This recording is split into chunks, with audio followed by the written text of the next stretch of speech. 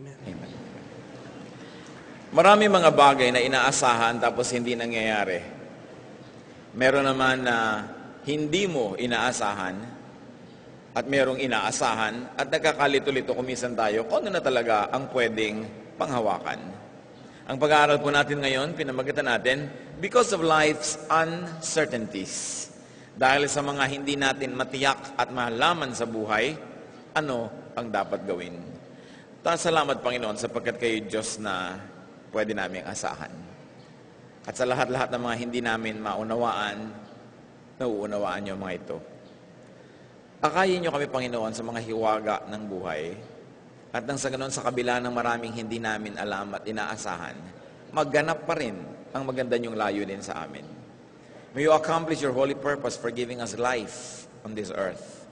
And though there are many things that are uncertain, O God, we pray that your perfect will for us may be done as we understand your truth and follow in your footsteps.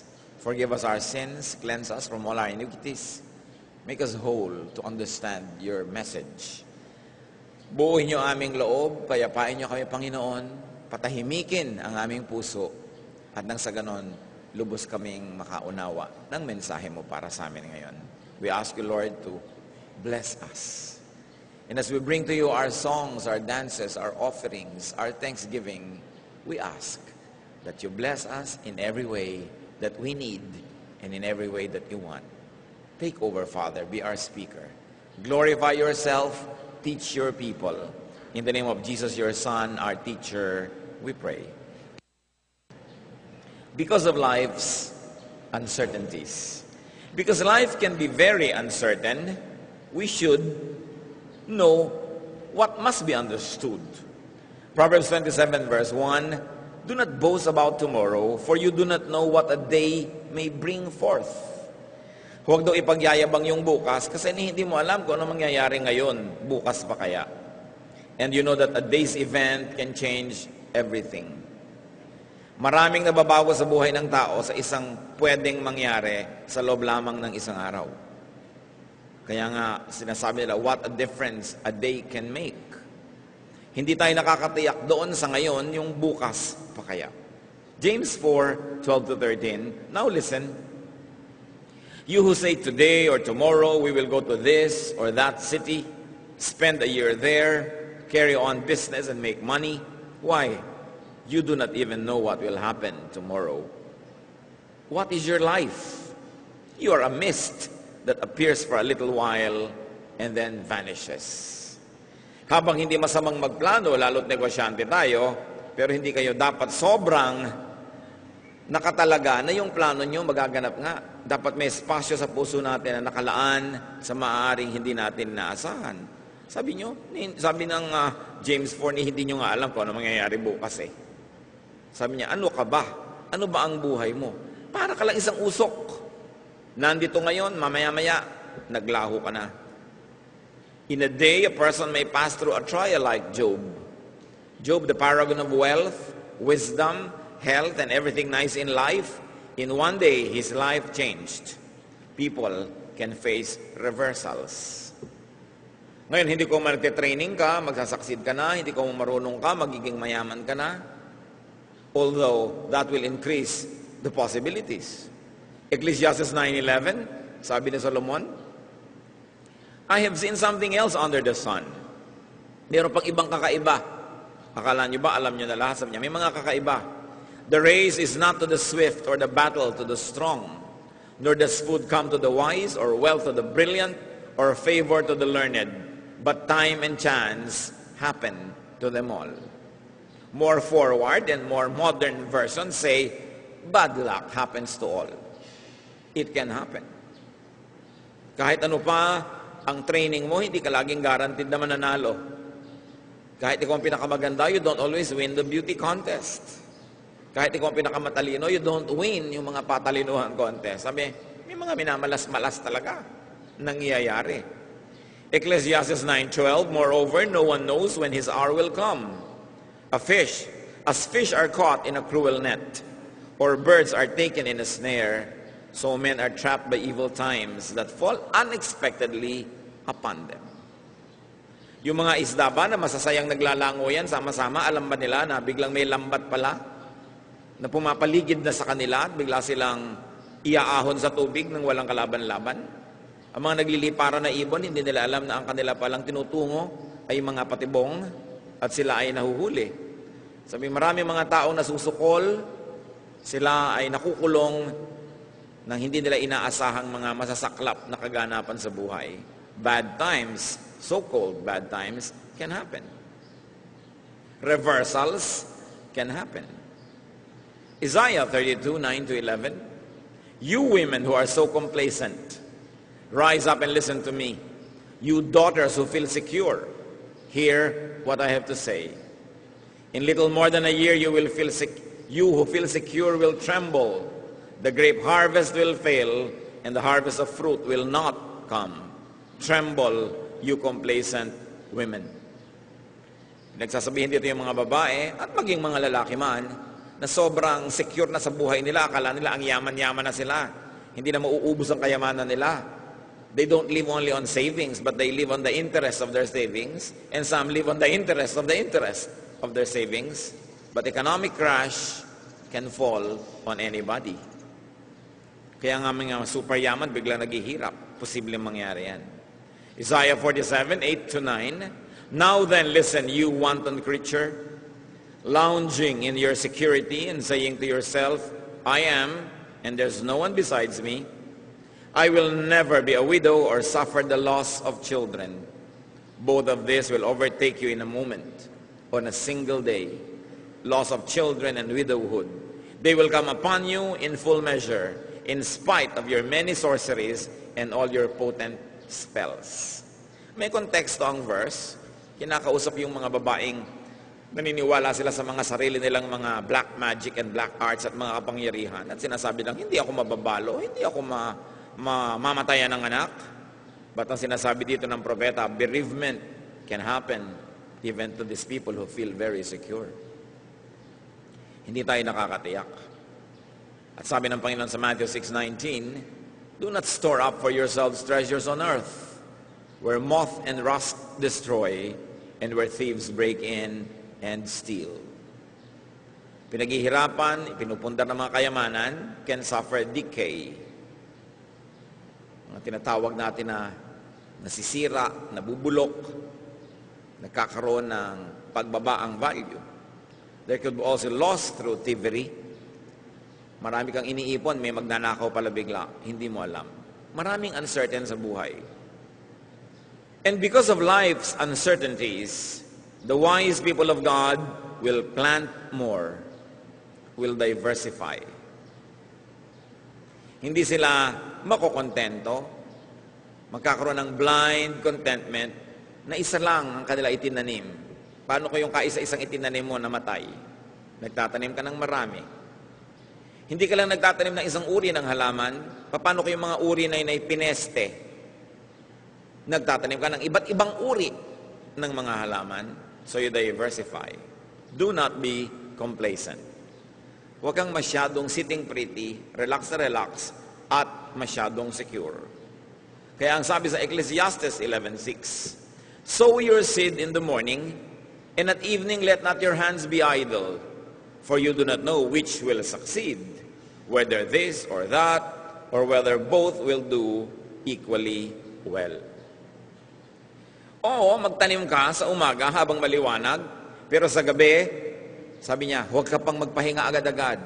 Manahi ka pa, mag-wood carving ka, maglatero ka, gumawa ka ng iba pa mga bagay, para pag yung itinanim mo, hindi tumubo, may iba ka pang pagkakakitaan. Hindi pwedeng iasa sa isang bagay lang ang buong buhay mo sapagkat maraming pagbabagong nagaganap at madalas sa kanila hindi inaasahan. In common language, you say, don't put all of your eggs in one basket. In extenda, don't put all of your eggs in one person. Huwag mong iasa ang buong kaligayahan mo, buhay mo, security mo sa isang tao. Kahit mahal mo siya at kahit mahal ka niya. Kasi ang pagmamahal ko, minsan ay kumukupas. At kung hindi man kumupas yun, yung nagmamahal sa'yo, biglang nasagasaan ng pison, namatay, wala rin, lugi ka din. Kaya nagmamahal ka, pero hindi lang isang tao lang ang minahal mo, itinakwil mo ng mga magulang mo dahil nagkaroon ka lang ng boyfriend. At biyuda naman, dahil nagkaroon ka ng bagong bogart sa buhay, tinakwil mo na yung mga anak mo, di bali na sila. Sabi ko, kailangan hinahati-hati mo ang iyong pag-ibig, hindi mo inilalagay sa isa lang. Because life is very uncertain. At kawawa ka naman kung yung kaisa-isang iniibig mo ay nawala. Kaya, sabi, huwag isa lang ang inaasahan. Maraming mga bagay. May mga magulang, inilalagay na ang buong pag-asa at future nila sa anak. Inubos ang lahat-lahat para sa anak. Ay mabait nga yung anak mo, ang napangasawa naman, di ba? A wife from hell. Pasensya ka. Hindi ka na rin maalagaan, no? So, huwag mo rin inilalagay lahat, kahit sa anak, kahit sa asawa, kahit sa magulang. Ang totoo, sa Diyos lang natin pwedeng ilagay lahat, sa Kanya tayo secure. Pero bagamat nagtitiwala ka at nagmamahal, at huwag nating aalisin sa buhay natin yon, maglalaan ka ng kahit konti para sa sarili mo. Kasi hindi ka nakakatiyak na ilalagay mo ang iyong kinabukasan sa kamay ng isang kapwa tao lamang. Kaya ang Proverbs 30:30-31 talks about the woman of noble character. And what's her nobility? She does many things. Nagnenegosyo, namumuhunan, nagbuburda, pero hindi niya nalilimutang magbigay din sa mga kawang gawa, alagaan ang kanyang asawa at mga anak. Hindi lang isa. May mga babaeng ang galing sa business, pero tingnan mong bahay, parang sumabog na bulkan, ang gulo-gulo. Ang mga anak, hindi niya nalalaman kung nasaan na. Ang asawa, hindi na maalagaan. Dahil inilagay ang lahat-lahat sa isang interest, business. Meron naman na inalagaan na lang lahat ng asawa at anak, pinabayaan na yung sarili. Kaya tuloy pag siya itong nakalimutan, sobra din siyang lugi. So sow your seed in the morning, and at evening, let not your hands be idle, for you do not know which will succeed. Marami ka dapat alkansya, hindi mo alam kung alin doon ang butas. Hindi mo alam kung alin ang mawawala. Nag-iingat ka because life has many uncertainties. And because of uncertainties, don't limit and tie yourself with words and deeds. Sabi nga nila, huwag kang mangako, baka ka mapako. Maraming factor na hindi mo control, so huwag mo sasabihin, kayang-kaya ko yan. O papautangin kita ng puhunan, maibabalik mo ba? Utang ka ng utang, kayang-kaya ko yan. Mahirap yung ganyan mga salita. At personally, hindi ako magtitiwala sa taong nagsasabing kayang-kaya niya. Either that person is a fool and has no grasp of reality, therefore cannot be trusted, or that person is proud, or that person is deceiving you. Kaya hindi katiwa-tiwala yung mga siguradong-sigurado ito. Yung mga kukuha ng mga pera nyo, hikaw nyo, invest mo to. Siguradong-sigurado to. Yan ang mga nakaka 1, 2, 3. Walang sigurado sa ganyang mga bagay.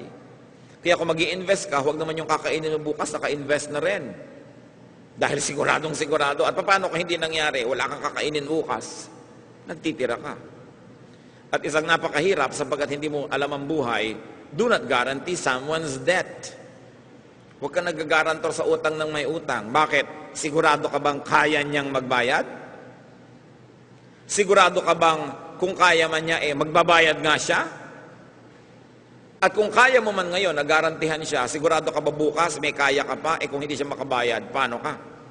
Kaya ang Biblia, napakalinaw ng turo dyan. Proverbs 22, verses 6-7, do not be a man who strikes hands in pledge and puts up security for debts. If you lack the means to pay, your very bed will be snatched from under you. Sabi, huwag kang magiging garantor. Yan yung strike your hand in pledge. May umuutang, si A kay B, sasabihin mo kay B, sige, pang hindi siya nakabayad, ako magbabayad. Yun yung garantor. Sabi, huwag niyong gagawin yan. Pagka hindi ka nakabayad at hindi siya nakabayad, pati higaan mo, hihilahin ng mga tao, wala ka mahihigan. Kaya mag-iingat ka sa lagi ka namamagitan between ang nangungutang and nagpapautang, ikaw yung nasa gitna, magulo yan. Yung may mag-a-apply ng trabaho, tapos may nangangailangan ng trabahador, ikaw yung maglalagay ng recommendee. Pagka hindi maganda yung performance ng empleyado, sa'yo nagagalit yung employer. Pagka hindi maganda yung performance ng employer, sa'yo magsusumbong lang yung empleyado. Kaya hindi ka lagi na lang namamagitan, kahit may recommending powers ka, kasi gugulong buhay mo. Kung gusto mong tahimik ka. Ngayon, kung may mga mangilan-ngilan na worth to take risks for, magpakabayani ka. Pero dapat handa ka na maaring maiba lahat yan. Siyempre, nangungutang, matamis ang labi, may dala pang leche plan. Pero pag nakautang na yan, nakakatiya ka ba na mabait pa rin yan sa'yo? No, you are not sure. Hindi ko sinasabi huwag kayo magpahiram o magpautang, pero ihanda nyo ang loob nyo na hindi yan magbabayad. Be prepared for the worst. Para hindi ka kawawa. Isa pa na huwag tayo itong napapako sa salita. Never say never. We do not know. Sabi nga ng mga sa matatanda, huwag magsasalita ng tapos. Baka ka makapos. Sa Ingles, do not talk finish. Nadinig ko yung isang classmate ko nung araw sa inyo, do not talk finish. Ako, ano? Huwag ka magsasalita ng tapos. Ha, ganun ba yun? Oh, basta do not talk finish. James 5:12, let your yes be yes and your no be no, or you will be condemned. Huwag kang nagpa-final dahil hindi mo alam. May mga magulang, naku, saan ako? Pag sa kanya nangyari, itatakwil ko yan. Malay mo, mangyari nga. Huwag tayo nagsasalita ng ganyan. And do not swear. James 5:12, above all, my brothers, do not swear. Not by heaven, or by earth, or by anything else. Why? Because you do not know. You are not sure. Still with words and deeds, do not commit too much and too soon. Huwag kayo agad-agad na nagko-commit. Nanangako. Tapos sabi sa'yo, di ba pangako mo? Di ba sabi mo?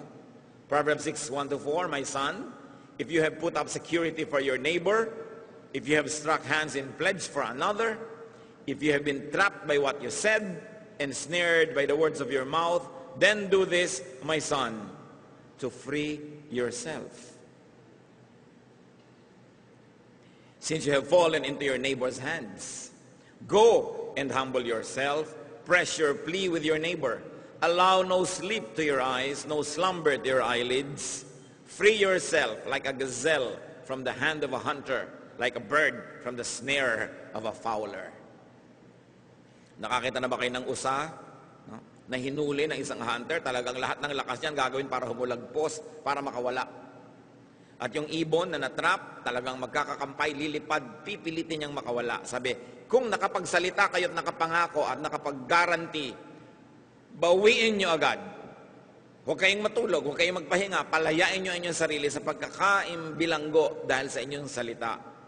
Mahirap yang nagko-commit ka. Very especially when people want something from you, when people want your yes, keep your options open. Don't say yes at once. May gusto makipag-date sa'yo, don't say yes, say, I shall see. Baka ngayon, gusto mo, bukas ayaw mo na pala, nag-yes ka na. Huwag kang commit ng commit. Kasi mahirap umatras. Pagka ikaw ay may kapangyarihan, ikaw ay boss, ikaw ay may kayamanan, may impluensya, ang mga tao laging gustong ikaw ay paikutin para yung lakas mo magamit nila, ma-exploit ka nila. So you say, I shall see. I shall think about it. May gusto mag-recommend sa'yo, tanggapin mo naman to sa trabaho. You say, I shall see. Let me study. Huwag kayong yes ng yes. Kasi naka-yes ka na, tapos saka mo palang malalaman yung mga disadvantages. Kawawa ka ngayon. Because of life's uncertainties, be kinder. Be gentler. Or if you are not yet kind, be kind. Be gentle. 1 Thessalonians 5:15, make sure that nobody pays back wrong for wrong, but always try to be kind to each other and to everyone else. Why be kind? Because maybe today you can afford to be kind. Why gentle? Maybe today you can afford to be gentle. You do not know if you could afford the same thing tomorrow. So now that you can plant, gawin mo na. Pwede ka magpautang ng loob ngayon, di magpautang ka na ng loob para kung bukas ikaw nangangailangan naman ng konting sukle, may naipautang ka na. Habang kaya mo maging mabuti at maging mabait, gawin mo na, hindi ka sure kung bukas kaya mo pa yon. Meron ka ngayon pwedeng ibigay, give to people. Nakapagbigay ka na. Bawian ka man ng kapalaran, nakapagtanim ka na sa iba. Kesa sa habang meron ka, ang kunat-kunat mo, ang damot-damot mo, tapos binawi din sa'yo ng langit lahat, wala ka malang nagawa ng mabuti. So ngayon, wala malang nagsusukli sa'yo. Kawawang-kawawa ka naman. Proverbs 11:24, one man gives freely, yet gains even more. Another withholds unduly, but comes to poverty. Isang hiwaga ng buhay.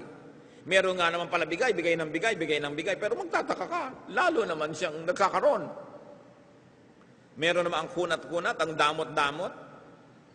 Sobrang mag-impok at mag-ipon para sa sarili lang, pero siya pa itong naghihirap at siya ang nagdarahok. Hindi ko mo kuripot yung mayaman. Hindi ko mo palabigay na uubusan. Mahiwaga ang buhay. So give to more people. Don't just give to people, but give to more.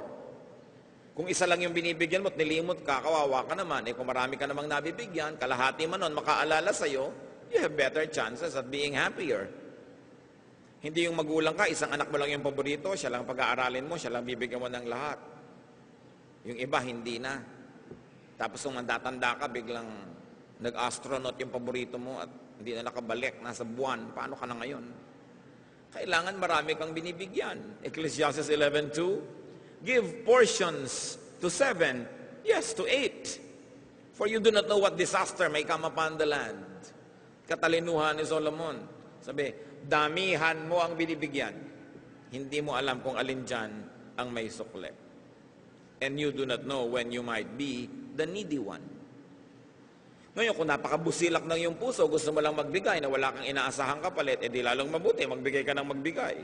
Pero kung hindi naman busilak ang puso mo, at least maging matalino ka, magbigay ka pa rin. Kasi hindi mo alam, baka mamaya ikaw ang mangailangan. Because of life's uncertainties, fortify and strengthen yourself. Physically. Marami tayong hindi alam na mangyayari, kaya kung kaya mong palakasin ang sarili mo, palakasin mo na. Magtulog ka ng magtulog. Hindi mo alam kung next week may mamamatay ka palang kamag-anak at ikaw maglalamay araw-araw. Hindi mo alam. So mag-ipon ka ng lakas. May pagkain, kainin mo ng kainin. Hindi mo alam kung bukas may salot na, wala palang pagkain. Kailangan palakasin mo ang sarili mo. Habang bata ka pa, habang kaya mo, kumain ka ng mga tama. Dumarating yung panahon na wala kang gana, wala kang pambili. Pero at least, nasa loob na ng mga bawat cells mo yung mga vitamina. Hindi mo nahahanapin pa dahil nandun sa loob mo yan. Palakasin mo ang katawan mo. Habang kaya mo maghagdan ka na maghagdan. Hindi mo alam kung kailangan mo yung lakas na yun later.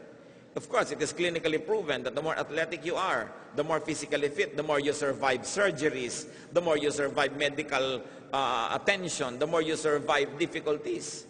Kaya kung kaya mo palakasin ang sarili mo, palakasin mo ang palakasin, sige na. Habang pwede. Kung kaya mo maka-afford ng mga organic na mga bagay, yun na ang gawin mo para hindi ka naglalagay ng lason sa katawan mo, naglalagay ka ng pampalakas. Pag dumating yung panahon na kailangan mo, may mawi-withdraw ka from your own body. 1 Timothy 4:8, for physical training is of some value. Mahalaga yan, pinapakinabangan din. Palakasin mo ang sarili mo mentally para maunawa mo ang marami pang mga bagay na darating sa buhay. Proverbs 23:12, apply your heart to instruction and your ears to words of knowledge, especially knowledge of God's Word, which will guide you in many difficult days. Fortify and strengthen yourself emotionally. Sapagkat ang mundo'y bayan ang hinagpis, sabi ni Balagtas, mamamaya'y sukat tibayan ang dibdib. Kaya kailangan mag-practice ka. Strengthen your heart, understand life, and practice even grief. Pati kalungkutan, pinagpapraktisan para pag dinagukan ka ng sobrang lungkot, may practice ka naman. Magsusurvive ka. Ecclesiastes 7:2, it is better to go to a house of mourning than to go to a house of feasting. For death is the destiny of every man. The living should take this to heart. Sabi ganun, may party dito, may lamay doon, sa lamay ka magpunta. At nang habang tinitingnan mo yung bangkay, yung atahol, at inaamoy mo ang kalachuchi, no? Maalala mo man lang, mangyayari rin sa'yo yan. At dahil doon, mapaghahandaan mo. O maalala mong mangyayari yan sa kapwa mo, at dahil doon, maihanda mo ang loob mo sa ayaw mo man na maganap, na paghihiwalayin kayo dito sa mundo ng kamatayan.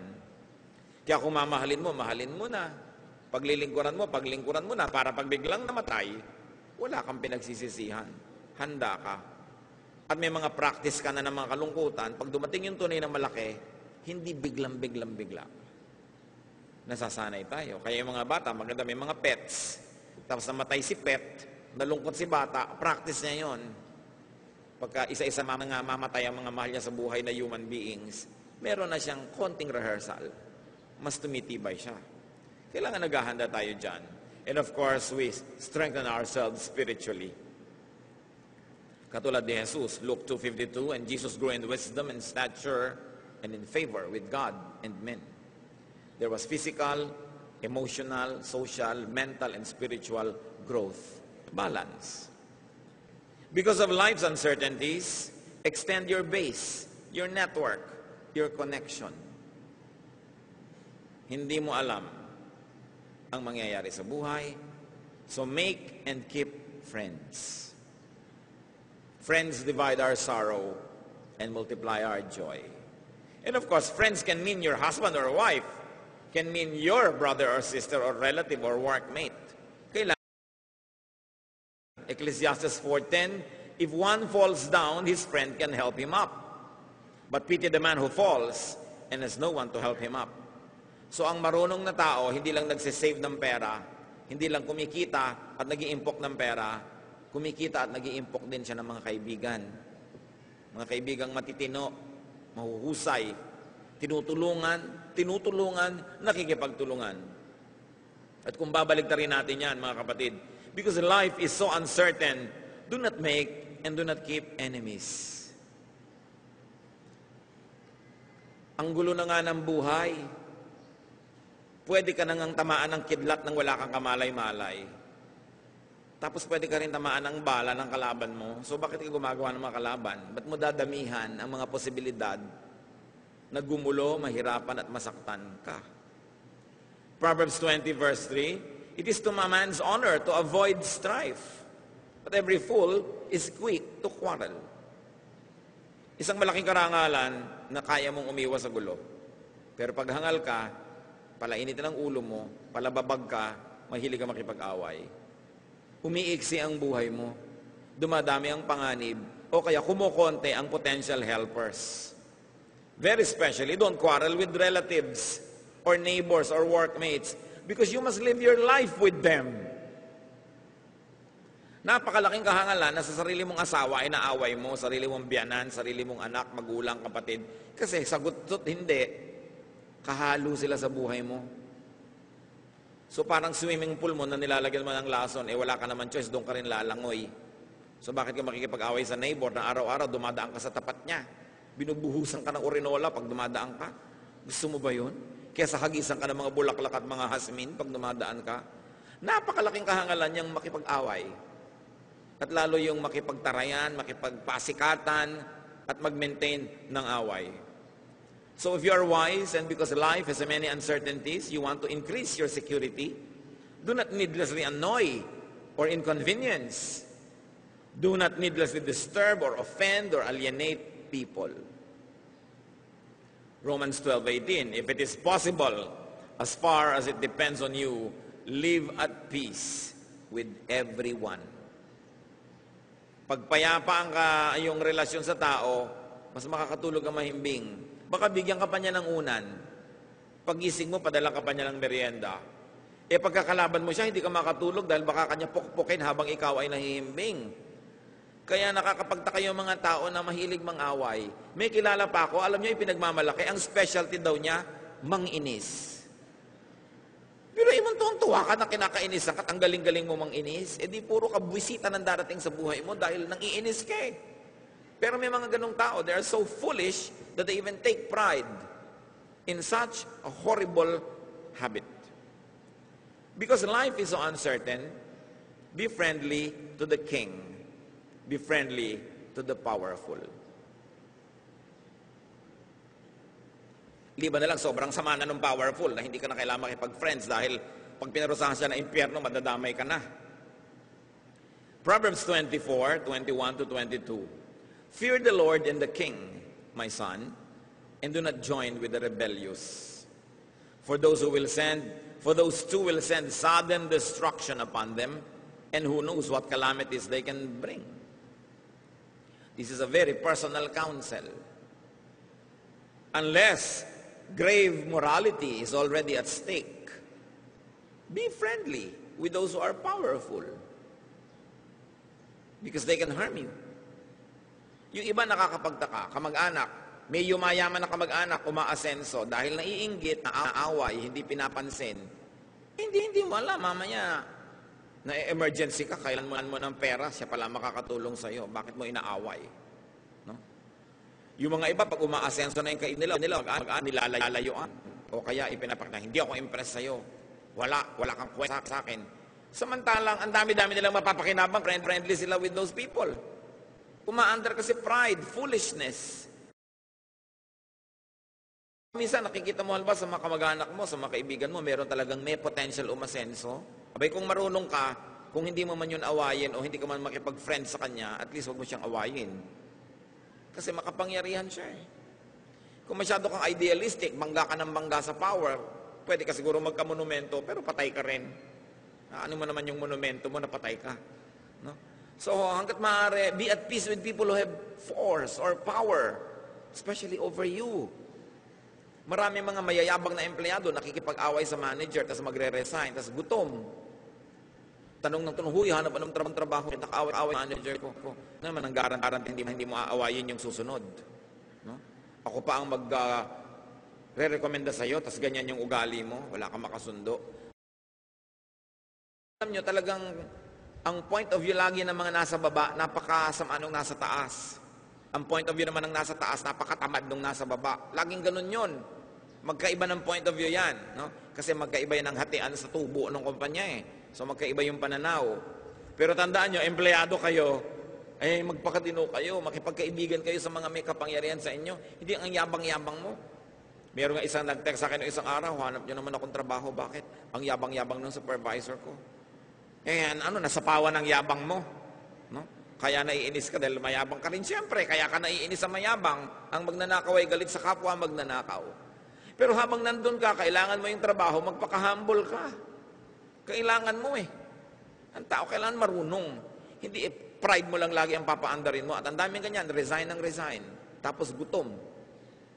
Mahirap yun. Kailangan marunong kang makibagay. Lalo sa may kapangyarihan. It is a fact of life that you must accept. That those who are powerful are always right. Whether you agree or not. No? Because might makes right in the many value systems of the world. At kung i-insist mo lagi yung value system mo, ikaw ba yung may kapangyarihan? Kung wala, adjust. Napakahalaga na kinikilala natin na maraming uncertainties. Patibay mo yung buhay mo, patibay mo yung hawak ng mga paa mo sa lupa para hindi ka tumba ng tumba. At huwag kang bumabangga sa pader, lalo't hindi naman talaga kailangan. And because of life's uncertainties, attach to what lasts. Attach to what are certain. Especially attached to God. Malachi 3:6, I, the Lord, do not change. So you, O descendants of Jacob, are not destroyed. Remember, God does not change. At pag pinag-uusapan natin na uncertainty, mga kapatid, makinig kayo mabuti. Uncertain lang yun sa atin, pero certain yun sa Diyos.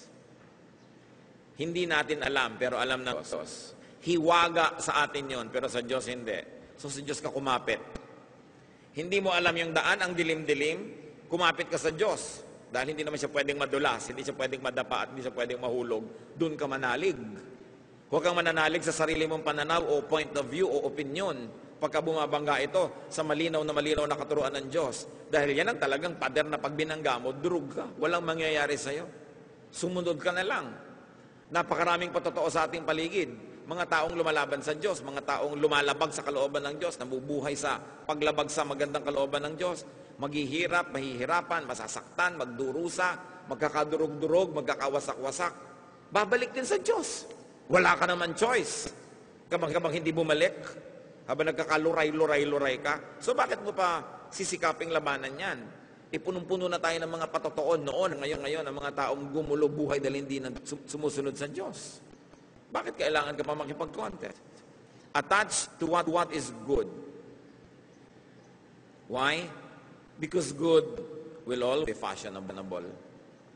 Because God is good. Mamimili ka, kanino kaya ako sasali? Sa masama at sa mabuti? Siyempre, sa mabuti. Kasi Diyos ay mabuti. Nananaig man panandali ang masama, hindi yun magtatagal. Hindi yun pwedeng laging uso. Napapagod ka man sa paggawa ng tama, tama pa rin ang gawin mo. Kasi nasa panig ka ng Diyos. Galatians 6:9, let us not become weary in doing good. For at the proper time, we will reap a harvest if we do not give up. Yan ang isang bagay na tiyak. Ang mabuting itinanim, mabuti ang bunga.